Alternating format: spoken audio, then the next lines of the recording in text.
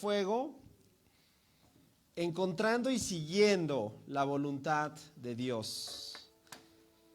Y bueno, estamos ya en nuestra tercera sesión y vamos a seguir descubriendo que la voluntad de Dios no es una fórmula, ¿verdad?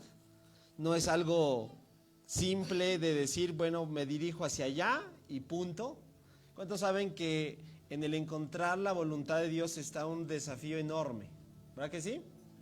Un desafío grande, es un reto. Y no porque Dios esté tratando de, como decimos, de hacernos imposible la vida, sino porque somos nosotros, ¿a poco no? Los que a veces nos complicamos y el no querer hacer lo que Él nos pide, no obedecer como lo veíamos la primera sesión, o dos, no pasar tiempo con Dios, es decir, no escuchar su voz. Y eso es lo que lo hace complicado, ¿a poco no? ¿Sí estoy siendo claro? Eso es lo que representa un gran reto y un desafío. Y hoy vamos a ver otro enemigo, que así lo quiero titular, otro enemigo que nos está tratando de obstaculizar que tú y yo podamos encontrar y seguir la voluntad de Dios para nuestra vida. Estaba presente en el pueblo de Israel y está presente hoy dentro de nosotros. En cada uno de nosotros, de alguna u otra manera, nos encontramos con este enemigo. Y a continuación vas a darte cuenta de cuál es ese enemigo. Entonces he titulado la sesión del día de hoy de la siguiente manera: fe versus o contra incredulidad. Y ahí ya te estoy presentando este enemigo. ¿Cuántos saben que son dos polos, por así decirlo? Como el agua y el aceite. ¿Se llevan? No. ¿Pueden caminar juntos? Son totalmente contrarios. Si tienes fe, no puede haber incredulidad. Y si hay incredulidad, estamos llamados a desarraigarla, porque estamos llamados a vivir y a caminar por fe. Entonces, así se llama esta sesión: fe versus incredulidad. ¿Qué tiene que ver con la nube y el fuego? La columna de nube y columna de fuego, la dirección de Dios, también lo vamos a ver el día de hoy. Así que cierra un momento tus ojos. ¿Qué te parece si oramos y le pedimos a Dios que nos ayude en esta sesión? Nuevamente, Padre, nos dirigimos hacia ti, porque sabemos que de ti proviene toda la fuente de la sabiduría. Y no queremos ser necios, sino todo lo contrario. Queremos acercarnos a la fuente de todo lo que es lo correcto. Y eso es lo que es tu consejo, lo que nos presentan tus principios. Ayúdanos a encontrar entonces, Señor, cómo poder llevarlos a nuestro día a día, a la forma práctica, ahí en nuestro entorno donde todos los días nos desenvolvemos. Ahí necesitamos poner en práctica todo esto, porque la vida cristiana es una vida práctica, es una vida que constantemente nos lleva a darnos cuenta que el plan perfecto que tienes trazado para cada uno de nosotros es algo grato, es algo bueno. Y sin en cambio, Señor, debemos desarraigar todo aquello que se esté interponiendo. Y hoy queremos hacer un correcto análisis de nuestra propia vida. Si existe esto en nosotros, tal vez es la respuesta por la cual no hemos encontrado, Señor, tu voluntad en nuestras vidas, porque aunque lo hemos escuchado, no lo estamos creyendo. Por eso te pedimos, Padre, que hoy sigas hablando a nuestra vida, aquí en este auditorio, y también todos aquellos que han decidido unirse a esta serie. Te lo pedimos en el nombre de Cristo Jesús. Amén. Muy bien, pues vamos a comenzar con nuestro pasaje de esta noche. Se encuentra en el libro de Números, capítulo 14. Si traes tu Biblia, sería bueno que la abras y me acompañaras, porque antes de iniciar a leer, quiero que vayamos un poquito a una referencia inmediata, es decir, antes de este capítulo 14. Porque encuentro algo bien interesante. Si no tenemos en cuenta cuál es el contexto de este capítulo 14, no vamos a entender con completa claridad cómo se estaba comportando el pueblo de Israel. Ok, un resumen brevemente. En este punto el pueblo de Israel está ya camino hacia Canaán, ¿te acuerdas? Y se han delegado algunos espías para ir, yo sé que conoces muy bien la historia, para ir y sondear la tierra. Eso es el contexto de este capítulo. Y estos espías, dentro de estos espías están dos que conocemos muy bien, que es Josué y Caleb, ¿cierto? Pero en el capítulo 13, por ahí del versículo 25, nos habla del informe. Ellos fueron, inspeccionaron la tierra y traen el informe al pueblo de Israel. Es decir, es lo que va a pasar, cómo encontraron las condiciones de la tierra donde fluye leche y miel. Y el reporte, tú conoces la historia, no es bueno. El reporte, en pocas palabras, representa esta palabra. Di conmigo fuerte: adversidad. Adversidad. Y el reporte que estos hombres traen a la mayoría del pueblo, lo vamos a encontrar a partir del verso 1. ¿Cuál es la actitud que toman frente a la adversidad? Pregunta: ¿la voluntad de Dios nos llevará a la adversidad? ¿Tú qué piensas? Ahí medítalo un poquito. ¿Te has encontrado algún momento en tu vida que Dios te lleva, te dice, te da una promesa, como al pueblo de Israel? Les dijo que les iba a dar la tierra donde fluía la leche y la miel. ¿Eso era mentira? No. Pero al ver la tierra se encuentra, ¿cuál es el reporte de estos espías? Está repleta de gigantes. Hay hombres que para algunos dicen, nos tienen incluso una perspectiva, y no sé por qué les hace creer eso, pero habla de cómo se veían frente a ellos. Dice que éramos como saltamontes frente a ellos. O sea que los podían pisotear. Se encuentran con un panorama no alentador. Y a lo mejor, sabes, te identificas o nos identificamos, ¿cierto? Porque Dios nos ha dado promesas, grandes promesas, ¿verdad que sí? A ver, vamos a ponerlo de una manera tratando de asimilar esta verdad. Tal vez te ha dicho, tu familia va a llegar al Señor, porque tal vez tú vienes hasta este momento tú solito y a veces te sientes mal por ello. O tal vez el Señor te ha prometido, tú vas a recibir una sanidad sobrenatural. Tal vez te han detectado una enfermedad terminal, pero Dios te ha dicho, no vas a morir, vas a vivir. O simple y sencillamente en alguna otra área tú te ves identificado porque la promesa de Dios ha sido buena y en este momento encuentras esto. Tal vez todo lo contrario. ¿Cuántos honestamente nos hemos sacado de onda? Como diciendo, ¿qué pasó, Señor? A ver, me has dicho esto, pero yo veo ahorita todo lo contrario. Regresemos al caso de, me has prometido que mis hijos van a rendir su corazón o mis familiares van a rendir, y los veo más rebeldes que nunca. Y los veo más ajenos que nunca. Y los veo más alejados. Y dice, Señor, ¿qué está pasando? Yo creo que la Biblia dice la verdad, que tú no eres un mentiroso. Y es verdad, Dios no es un mentiroso. Pero nos enfrentamos entonces frente a lo que podemos asumir como lo adverso. Y la actitud, di conmigo, la actitud que tomemos es clave. Porque bien podemos ahorita vamos a observar la actitud que tuvo el pueblo de Israel, o versus la actitud que tuvieron dos hombres frente a esto. ¿Está listo? Ahora sí vamos a conocerlo. Números capítulo 14, versículo 1 en adelante. Verso 1, entonces, fíjate lo que pasó entonces, una vez de que conocen el reporte. Éramos como saltamontes para ellos, casi así termina, ¿verdad? Es decir, estamos fritos, la tierra está poblada de cosas difíciles. No vamos a poder, hay algunos que dicen, no la vamos a hacer. Bueno, Y la actitud del pueblo dice así, verso 1, entonces toda la comunidad empezó a ¿qué? A llorar. Aquí está en pantalla por si tú no traes Biblia. Empezó a llorar a gritos. Fíjate, a gritos. ¿Cómo es llorar a gritos? A ver. Desgarradoramente, sí. Y así continuó toda la noche. Ups.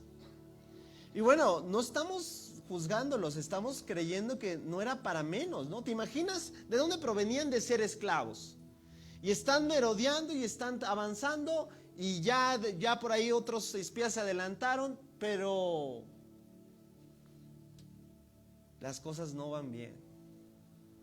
¿Te ha pasado que a lo mejor emprendes un negocio? Dios te ha prometido, Dios te ha dicho vas hacia adelante y las cosas van a salir adelante. Y lo primero que encuentras es que parece nada, ¿no? Pero la competencia se te puso casi enfrente. Algo así, como para animarte, ¿no? Hay tantos testimonios que podía relatar en mi propia vida, pero también de otras personas, que cuando empiezan a tomar decisiones trascendentes en su vida, empiezan a avanzar, a llevar, digamos que su vida, su estilo digamos, de consagración a Dios, de compromiso, digamos, a un paso más adelantado, empiezan a darse cuenta que a veces la adversidad es su primer compañera, ¿no? Que no hay una conexión. Yo pensé que me iba a bendecir más porque ya me decidí a servir al Señor tal vez, y a veces parece todo lo contrario. Entonces el pueblo de Israel está llorando a gritos toda la noche por lo que está viviendo, por lo que está recibiendo sus noticias.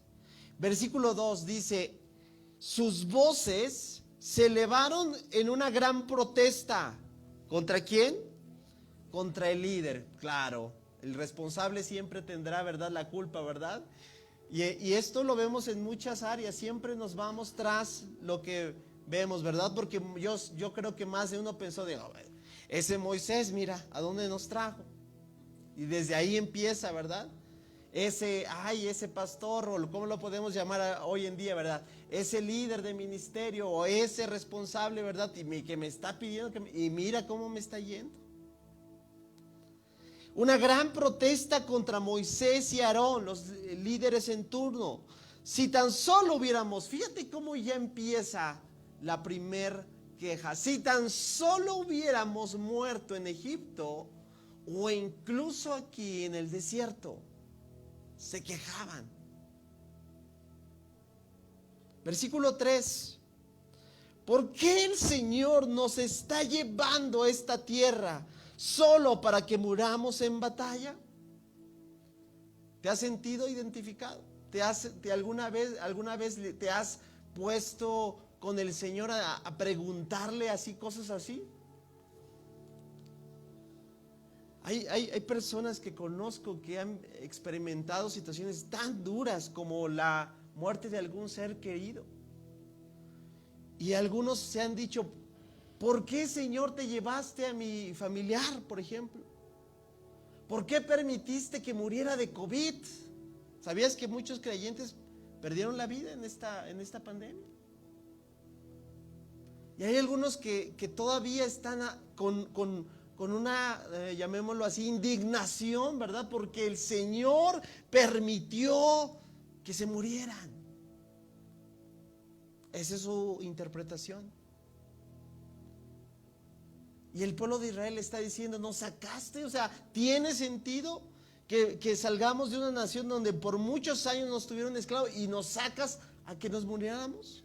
Frente a los que estamos observando, que están gobernando la tierra que nos prometiste.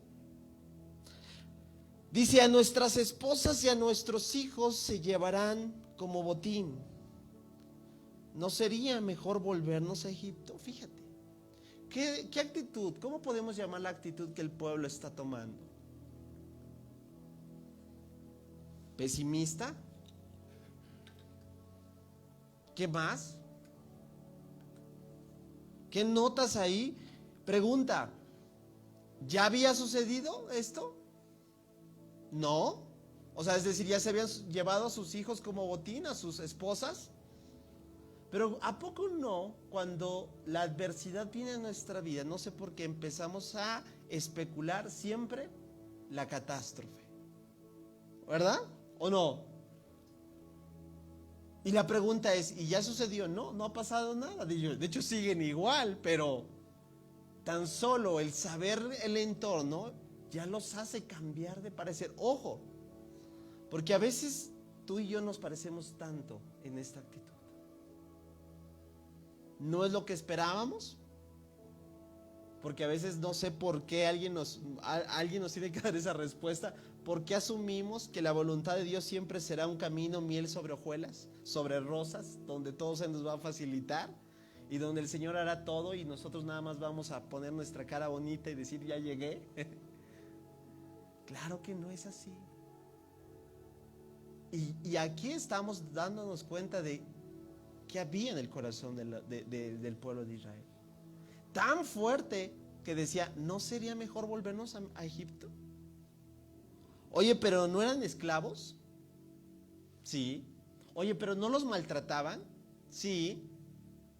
Oye, pero ¿no les ponían cargas pesadas? Sí. Claro, la respuesta es claro, jamás iban a ser mejor volver, pero ellos pensaban que estaban mejor antes por la adversidad que estaba viniendo. Familia, aquí quiero resaltar la primera verdad.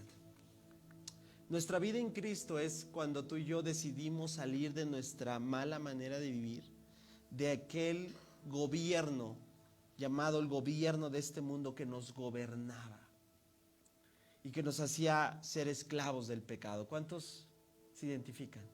¿Sí? Entonces no se parece, ¿verdad? Digo, no, perdón, todo lo contrario, se parece mucho a nosotros el pueblo de Israel, ¿cierto? Y tú y yo entonces nos damos cuenta que el camino en la vida en Cristo también está llena de adversidades. Que hay promesas, sí, pero que también hay gigantes que hay que enfrentar. Y hay cosas que hay que poseer, porque no nada más es llegar y ya llegué, buenas noches. Hay que pelear batallas. Jamás, familia, yo no estoy minimizando, escucha, yo no jamás trataré de decir es muy poco lo que vives o las dificultades que en algún momento hemos vivido. Lo que yo quiero decirte es que jamás podremos comparar nuestra vida pasada como lo que ahora tenemos en Cristo Jesús. Y si por algún momento tú has pensado, oye, mejor me regreso, mejor vuelvo atrás, debemos de reconsiderar tanto realmente lo que Dios ha hecho en nosotros, que jamás se podrá comparar en nuestra condición de un pasado. Ahora, veamos con atención lo que viene, versículo 4. Entonces conspiraron entre ellos. Escojamos a un nuevo líder. Porque seguramente nos trajo el lugar incorrecto. Siempre, nuevamente, el líder responsable. Y se parece tanto a no sé, hoy en día en los hogares. ¿Quiénes son los líderes en los hogares?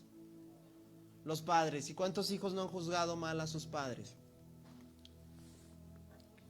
Ay, este padre es anticuado. Ay, este papá es, ¿verdad? Y muchos adolescentes, ¿verdad? Tal vez no te lo han dicho, pero a lo mejor están deseando otros padres. Porque no están percibiendo correctamente hacia dónde se están dirigiendo. Ellos piensan, ¿verdad? ¿Cuántos adolescentes piensan que sus papás son sus enemigos? ¿Eso es verdad?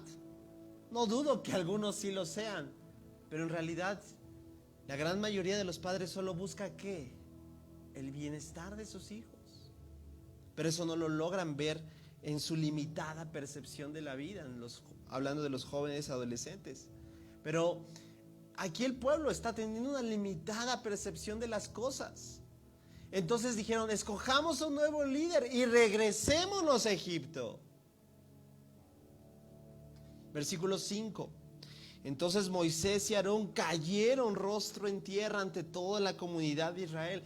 No era para menos, ¿cierto? Estás viendo que el pueblo, digamos, está volviendo en tu contra, están murmurando, vámonos, vámonos. ¿Has visto eso, ese tipo de personas, verdad? Cuando empiezan a agitar, los famosos agitadores de vamos a hacer una protesta, y ahí están ¿verdad? Mitoteros. Y empieza la bulla a escucharse, y te das cuenta que muchos de ellos están siendo de influencia. Sí, tienes razón. Y entonces Moisés y Aarón caen rostro a tierra. Y viene lo contrario a la actitud. Hasta este punto podremos hablar la actitud del pueblo de Israel. ¿Cómo la podrías evaluar? ¿Bien? ¿Correcta? Nadie niega la situación, ¿verdad? Nadie niega la adversidad, nadie niega los retos y los desafíos. ¿Pero era la actitud correcta? Versus, yo puedo ver aquí una actitud, ¿sabes? Y digamos, en la raíz de todo esto está lo que he decidido titular. ¿Sabes por qué el pueblo estaba empezando a hacer todo esto? Porque en el fondo no le estaba creyendo a Dios.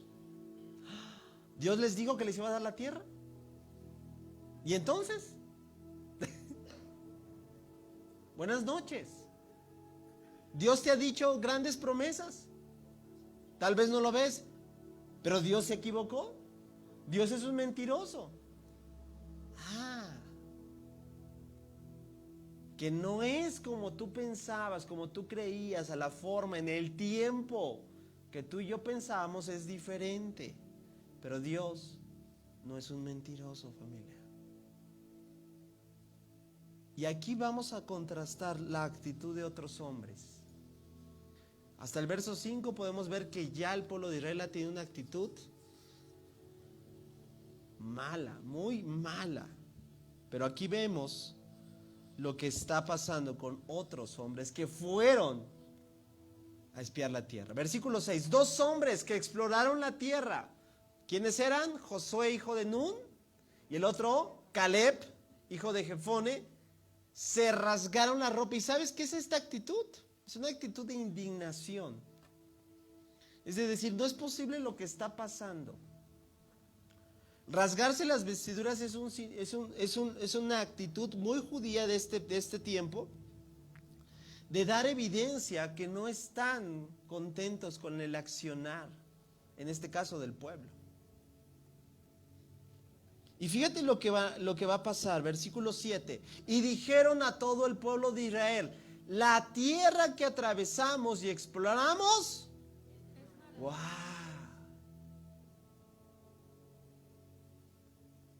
¿Era así como lo pensaban? No, el pueblo de Israel, en pocas palabras, está diciendo: no, está re feo, ¿no? Mira, nomás puro gigante. Pero sin en cambio, esta actitud habla lo que realmente Dios había dicho: una tierra maravillosa. Familia, aquí te das cuenta cuál es la perspectiva correcta.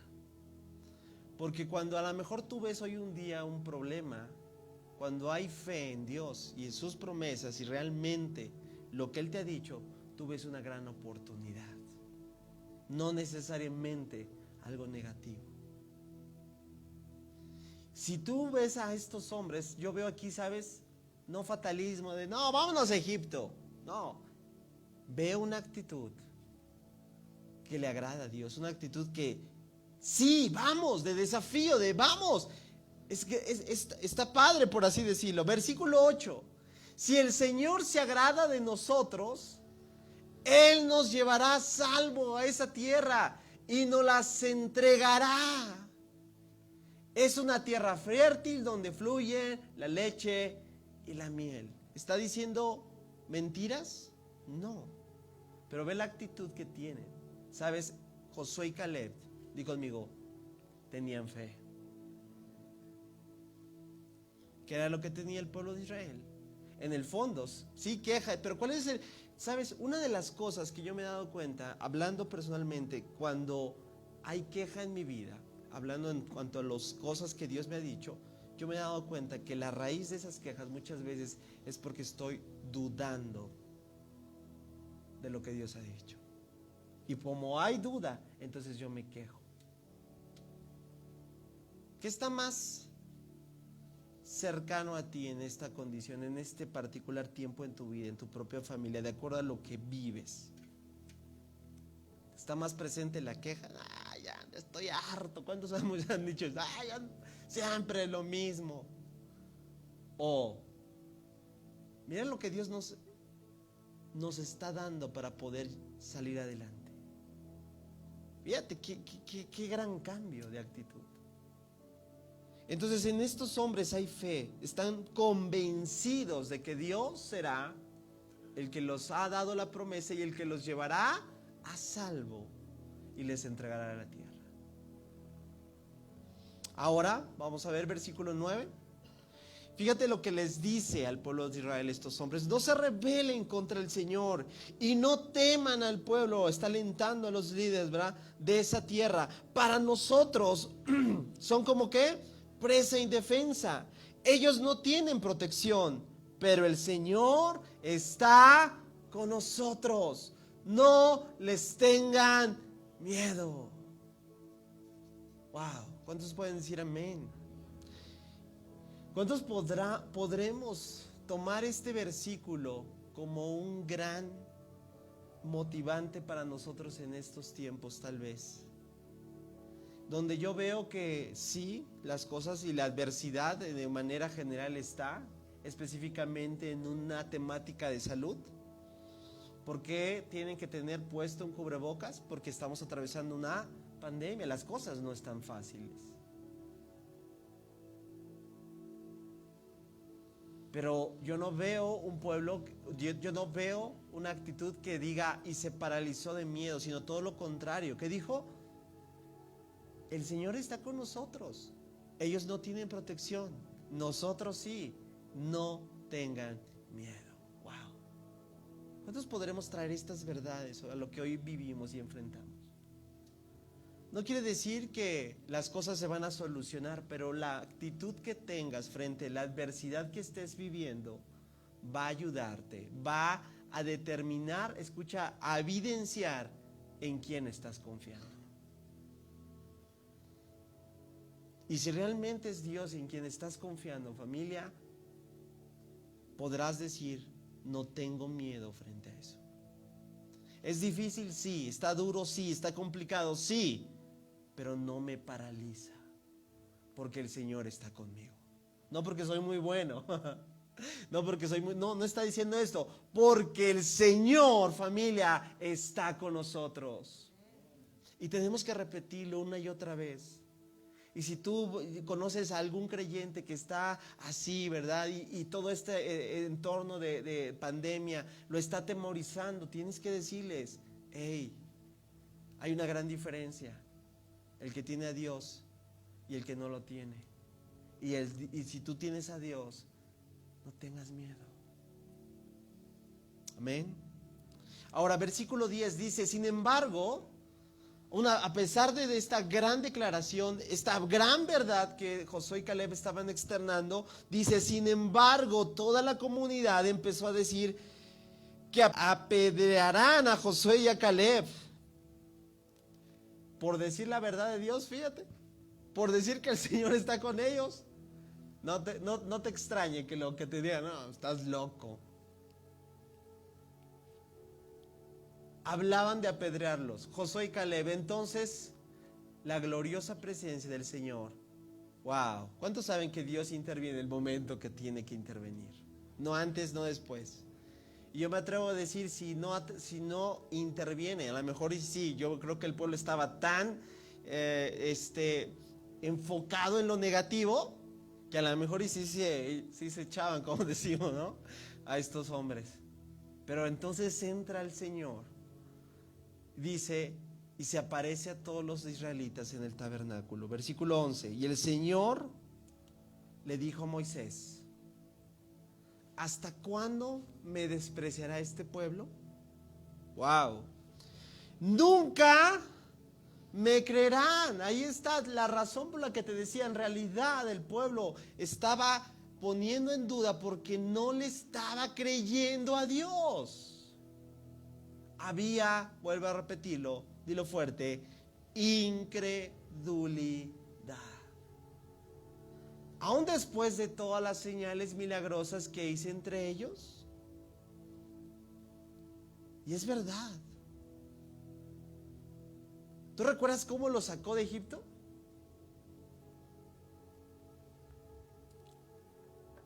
¿No experimentaron cosas sobrenaturales? ¿No hubo 10 plagas que a ellos no los tocaron, pero todos los demás les estaba dando duro? ¿No vieron cómo se abrió el mar? ¿No vieron cómo les sustentaba milagrosamente? Bueno, la lista es larga. Cuando un corazón está endurecido, cuando un corazón solo busca lo que le conviene, escucha bien, la bendición jamás será suficiente. Y familia, a veces hay que reconsiderar un poquito cómo estamos viendo la bendición de Dios, porque a veces todo lo que Dios nos ha dado, lo tenemos en poco. Familia, y tal vez dicen, no, pero estoy re mal, mira nomás. ¿Y no ves que Dios te ha guardado hasta este día? ¿Y no ves que Dios hasta este día te mantiene salvo?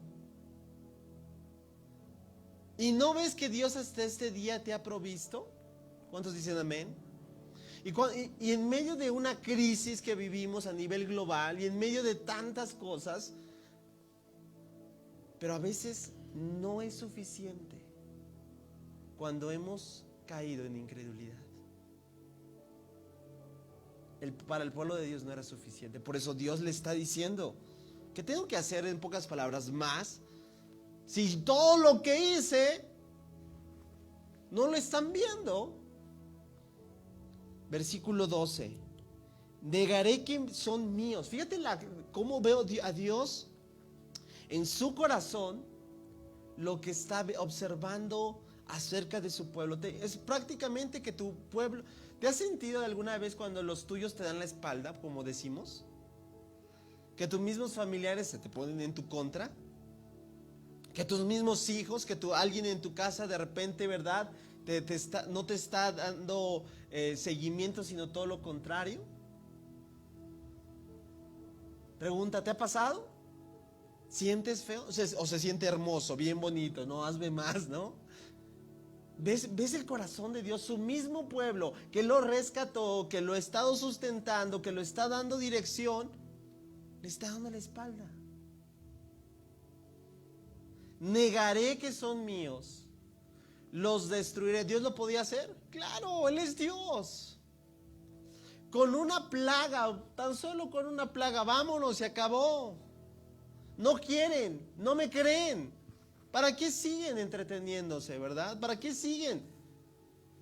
Si no me están creyendo, ¿te das cuenta lo importante que es el que tú y yo, para encontrar la voluntad de Dios, le creamos a Dios? Y los destruiré con una plaga, luego te convertiré en una nación grande y más poderosa que ellos. Wow. Recuerda con quién está hablando, con Moisés. Versículo 13, pero Moisés respondió. Fíjate, aquí está el gran clamor intercesor de un líder que sabe, que entiende los planes de Dios, que tiene... Un gran líder no solamente es aquel que los verdad, como dicen, les da por su lado, no. Un gran líder siempre les va a llevar a hacer ver lo que necesitan, por encima de sus preferencias o gustos.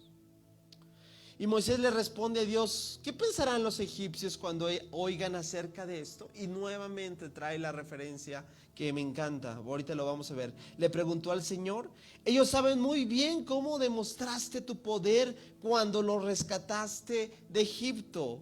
Versículo 14, si ahora los destruyes, entonces los egipcios lo informarán a los habitantes de esa tierra, los cuales ya escucharon que vives en medio de tu pueblo. Ellos saben Señor, que tú te apareciste a tu pueblo cara a cara y que tu columna de nube se mantiene en el aire sobre ellos. Saben que de día vas delante de ellos en una columna de nube y por la noche por una columna de fuego.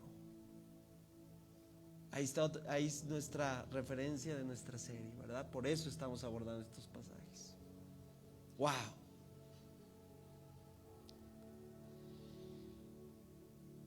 Moisés está intercediendo diciéndole: Señor,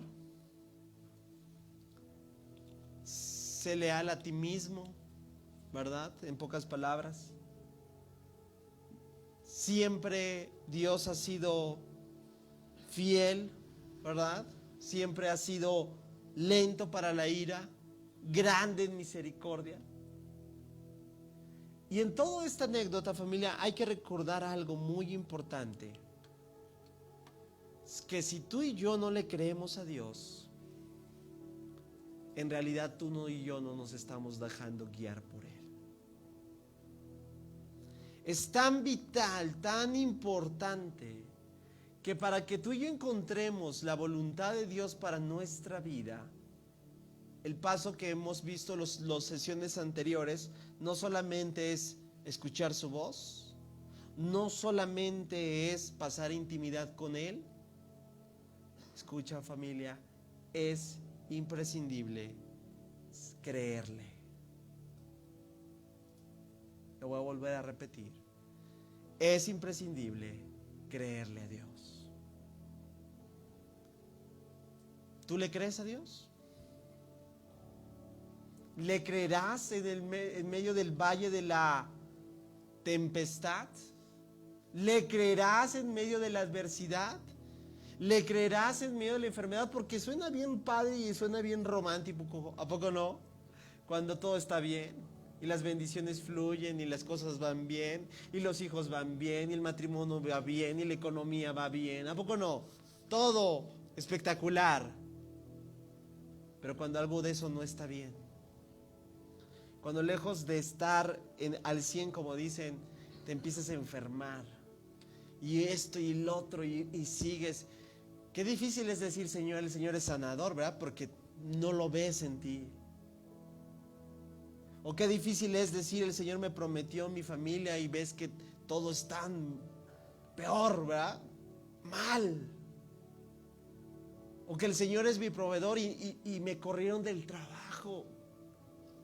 O no tengo, ¿verdad?, el sustento que requiero, etcétera. Las cosas no van bien, las ventas no van bien. ¿Le creeremos al Señor? Recuerda, la voluntad de Dios es perfecta. Él ha dicho sí. Y es que está buscando, di conmigo, que yo le crea. Dilo fuerte, que yo le crea. Porque si no le creemos, familia, tú y yo no seremos nada diferente a lo que el pueblo de Israel estaba buscando.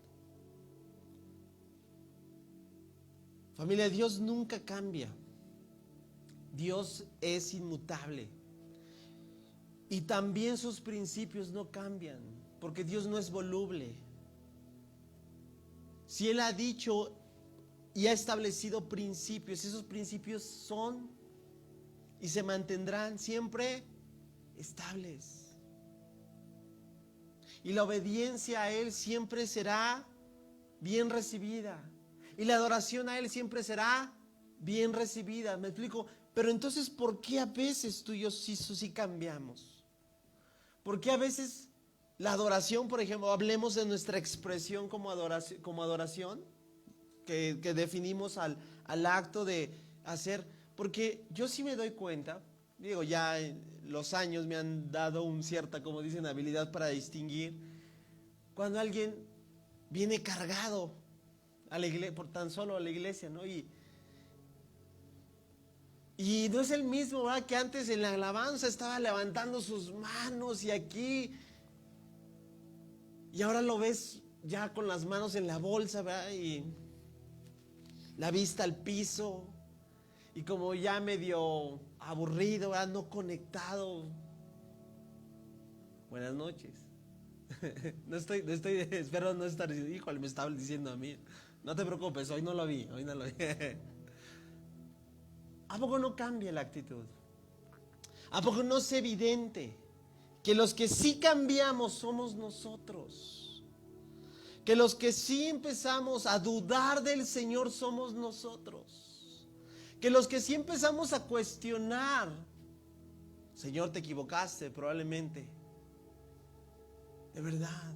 Y lo digo porque yo muchas veces he pensado, Señor, creo que te equivocaste, o mejor dicho, yo le digo, Señor, creo que no era por ahí. Creo que yo me regreso en muchas cosas, ¿no? Familia, siempre será imprescindible, porque nuestro caminar en Dios no es por vista, es por fe. Recuerda que sin fe es imposible agradar a Dios. Y necesitamos nuevamente encontrar qué es lo que está pasando, en qué área no le estamos creyendo. Si no le creemos a Dios en todo, mira, vamos a entorpecer sus propósitos. Y cuando hablo de entorpecer es porque tú y yo somos los que vamos a tomar malas decisiones. Muchos. ¿Cuántos saben que en tiempos de duda se cometen errores? Y bueno, tenemos tantos ejemplos en la Biblia. Ismael es un claro ejemplo. ¿Te acuerdas quién es Ismael? ¿Un hijo que estaba en el plan de Dios? La verdad es que no. Dios le dio instrucciones, Dios le dijo, vas a tener un hijo. Pero bueno, Abraham dijo, en tiempo de duda, creo que es por aquí. Y bueno, hasta el día de hoy siguen los problemas. Para que te des cuenta lo que entorpece los propósitos cuando tú y yo no le creemos. La incredulidad impide que los creyentes experimenten las promesas de Dios. Si tú y yo hoy tenemos cierta inclinación a la incredulidad en algún área de nuestra vida, debemos de reflexionar, debemos de decirle, Señor, hay algo que aquí no estoy creyéndote. Y una evidencia es que yo quiero ayudarte, ¿a poco no? ¿Y cómo le ayudamos, verdad? Metiendo nosotros queriendo hacer las cosas, tratando de hacerlo en nuestros propios esfuerzos humanos. Y en pocas palabras, no estamos creyendo. La incredulidad dificulta el funcionamiento de las leyes espirituales, los principios del reino de Dios. No es a nuestra manera. Como te dije, no es una fórmula, porque las fórmulas nos llevan, ¿verdad? A 2 más 2 es igual a 4, etcétera. Pero en el plan que Dios nos ha dado, muchas veces es como el milagro en la cesta, la multiplicación en los... ¿Cuántos saben que ahí las matemáticas no funcionaron? Porque escasos peces y escasos panes alimentaron a una multitud. ¿Te das cuenta que entonces siempre será un estilo de vida que le cree a Dios? Si yo no le estoy creyendo a Dios, mi perspectiva se va a nublar hacia lo que Dios quiere hacer en mi vida. ¿Qué quiero decir con esto? Tú no podrás darte cuenta más allá de lo que Dios quiere mostrarte a ti, a tu familia, a tus generaciones, porque no hay fe. Y por tal motivo, entonces, tenemos que darnos cuenta que hay una gran diferencia en lo que es la fe y la incredulidad. Porque a lo mejor pensamos que sí le estamos creyendo, pero en el concepto que nosotros pensamos que es, ¿verdad? Y no en el que es. Y voy a darme un rápido recorrido en lo que es diferenciar la fe de la incredulidad. ¿Estás conmigo? ¿Cómo puedo diferenciar si estoy teniendo fe o más incredulidad? Mira, la fe dice así. La fe dice, si en otro momento fue posible, las promesas de Dios, es decir, si ve la Biblia, ve los relatos históricos, ve las grandes maravillas y dice, la fe dice esto, si eso fue posible, ¿por qué ahora no puede ser posible? Eso es lo que dice la fe. Pero ¿sabes lo que dice la incredulidad? No, eso fue para... No, eso fue para Moisés, ¿no? Porque Moisés... ¿Sí? Eso fue para otros. Eso fue para su tiempo. Hoy ya no. O sea, como si nosotros le dictamos la agenda a Dios, ¿no? Así ya no puede obrar Dios. Eso dice la incredulidad. Pero la fe dice, si Dios lo dijo en otro momento, ¿por qué no se puede aplicar hoy? Versus lo que dice la incredulidad. Eso ya fue en el tiempo de los apóstoles, ¿verdad? Eso era porque ellos eran superhombres, ¿verdad? No, yo soy un simple mortal. La historia de Dios es un gran Dios y hombres ordinarios, como tú y como yo. Esa es la historia de la Biblia. Nadie es súper, solo hay uno súper, y ese es nuestro Señor. Y todos los demás son instrumentos que se dejaron moldear por Dios.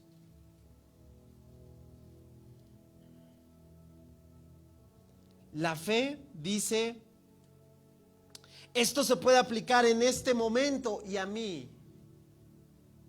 Pero la incredulidad dice, eso ya no se puede aplicar, eso es difícil ya de conseguir. Y eso fue para otro momento y no para mí. ¿Sí estoy siendo claro en la diferenciación de una y otra? La fe dice, si Dios pudo hacerlo con alguien, también puede hacerlo conmigo. Si Dios rescató mi vida, también puede rescatar la de cualquier persona que se quiera entregar al Señor. Pero la incredulidad dice, no, ese está cañón. La incredulidad dice, no, ese está imposible. No, mira cómo es. La fe dice, sí puedo observar y ver grandes milagros de parte de Dios. La incredulidad dice, es complicado, es complejo.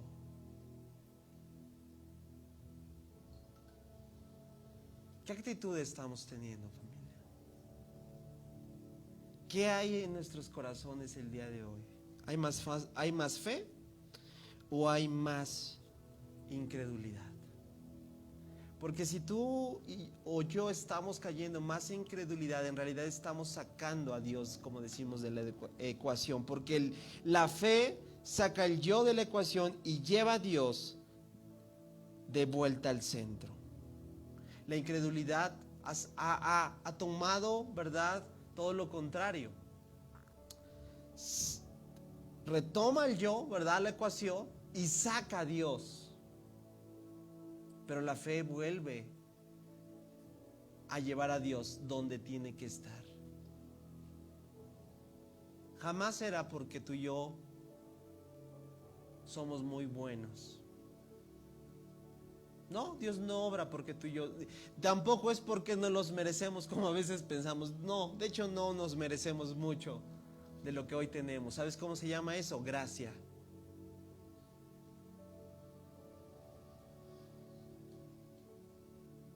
La fe es porque hay un solo bueno. La fe es porque Él es el único que puede hacerlo. La fe es porque sí, es imposible, pero por eso tenemos al Dios de los imposibles.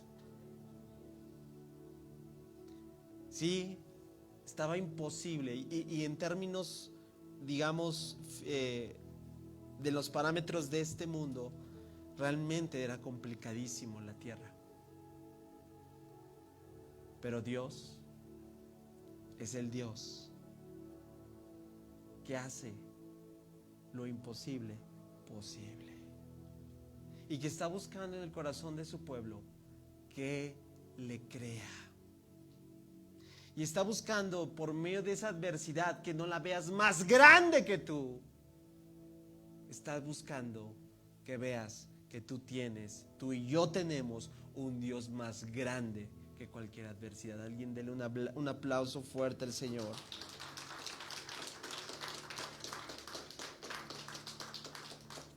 Si Dios nos ha dicho algo, es porque es verdad. Y Él nos va a ayudar a sacar la mejor actitud frente a cada adversidad, siempre y cuando decidamos creerle. Porque la nube y fuego representa que Dios está frente a un pueblo que le cree. Y queremos ser aquellos que caminan no por vista, sino porque fe, porque Dios les ha dicho para allá vamos, Señor. Quiero terminar con como lo hemos terminado cada sesión de esta serie, con un himno de la historia de la iglesia. Este himno se llama Ven tú, fuente de toda bendición. Lo escribió un hombre llamado Rob Robinson, siglo XVIII. Dice más o menos así: oh, por tanta gracia dada, gran deudor, diariamente soy forzado a hacer que tu bondad como una argolla me ate aún más cerca de ti. Tiendo a vagar, Señor, lo siento, a dejar tu amor, oh Dios, pero aquí está mi corazón, oh, tómalo y séllalo para tus cortes celestiales. Quiero que te pongas en pie, familia, y allá en casa también, cierra un momento tus ojos y juntos le digamos al Señor: Señor, te creo. Señor, voy a seguir la nube de tu presencia, la columna de nube por el día, la columna de fuego por la noche.